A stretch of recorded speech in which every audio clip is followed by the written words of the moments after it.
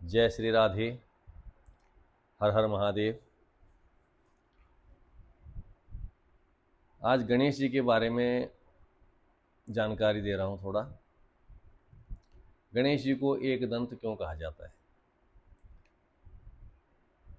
जब महर्षि वेद व्यास जी ने इतने बड़े महाकाव्य महाभारत की रचना की तो उनके मन में प्रश्न उठा कि इतना बड़ा महाकाव्य मैंने रचित कर दिया है, रच लिया मैंने इसको, लेकिन इसको लिपिबद्ध कैसे किया जाए, यानी इसको लेखा कैसे जाए।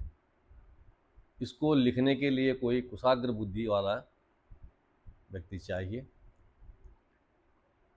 तो उन्होंने ब्रह्मा जी से सलाह ली। ब्रह्मा जी ने कहा कि आप गणेश जी का आह्वान कीजिए और गणेश जी ही ये कार्य कर सकते हैं। तो जैसे ब्रह्मा जी ने कहा, वेद व्यास जी ने गणेश जी का आह्वान किया और गणेश जी वहाँ पर प्रकट हुए।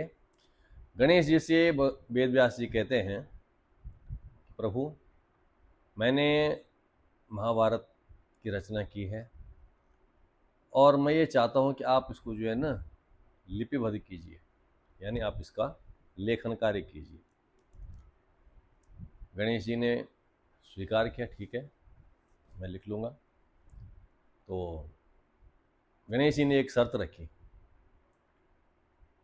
कि मैं आपने जो बोलना है मैं उसको लिखूँगा, लेकिन एक क्षण भर के लिए, एक पल भर के लिए भी आपने रुकना नहीं है। जहाँ पर आप रुक गए, मेरी लेखनी रुक गई, वहीं से मैं लिखना बंद कर दूँगा। ये गणेश जी की शर्त थी। अब व्यास जी हैं, चतुर शिरोमणि हैं, तो उन्होंने भी कहा कि ठीक है ऐसा ही होगा, लेकिन मेरी भी एक शर्त है कि मैं जो भी श्लोक बोलूँगा उस श्लोक को आपने भली भांति समझ के, उसका अर्थ समझ के, उसका अन्वय व्याख्या समझ के तब आपने उसको लिखना है।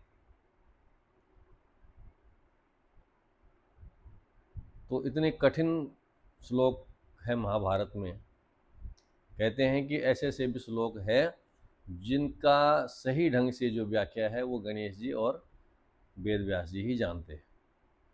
इतने कठिन, जैसे व्यास जी श्लोक कहते और गणेश जी उनको क्षण भर लगता था। गणेश जी को भी समझ में ज़्यादा टाइम नहीं लगता था, उनको टाइम जितना लगता है इतने में वो दूसरा श्लोक अपना तैयार कर लेते थे। इस तरह से उन्होंने, गणेश जी ने महाभारत का लेखन और वेद व्यास जी ने उनका वर्णन किया है, यानी रचना वेद व्यास जी ने करी और लिखने का कार्य वो स्वयं गणेश जी ने करा। तो कहते हैं कि एक समय ऐसा भी आया कि जिस कलम से वो गणेश जी लिख रहे थे वो कलम टूट गई।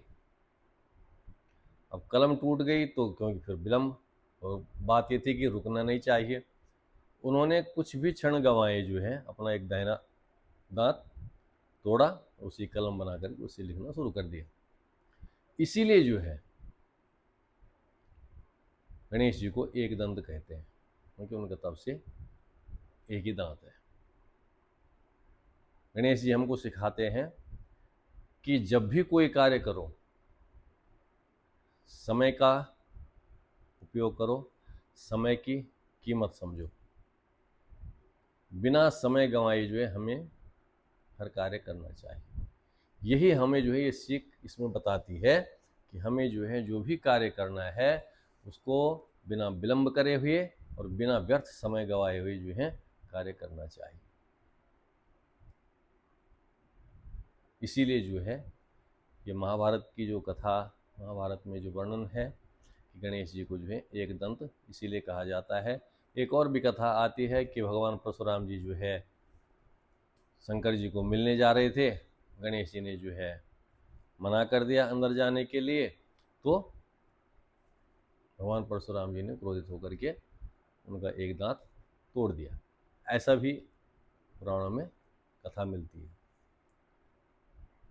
इसीलिए भगवान गणेश जी को एक दंत कहा गया है, बुद्धि के देवता कहा गया है, और समय का सदुपयोग वेद व्यास जी से इसीलिए कहा था कि समय का मैंने सदुपयोग करना है, जहाँ पर भी आप थोड़ा सा रुकोगे मैं वहीं पे लेखन कार्य बंद कर दूंगा।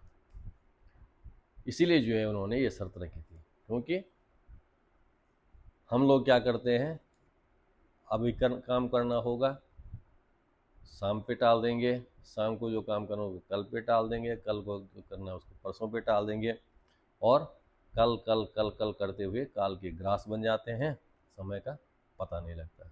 इसलिए जो है, जो क्षण, जो पल, जो समय आपका सदुपयोग में निकल जाए, सही कार्य में निकल जाए, भगवान के नाम में निकल जाए, वही समय सही है। बाकी समय जो है आपकी ज़िंदगी का व्यर्थ है। इसलिए काम करते रहो, नाम जपते रहो, उठते बैठते सोते जागते समय जो है हर समय भगवान का सुमिरन करते रहो, क्योंकि यही सुमिरन जो है साथ जाएगा, और कुछ भी साथ जाने वाला यहाँ से नहीं है। जय श्री राधे।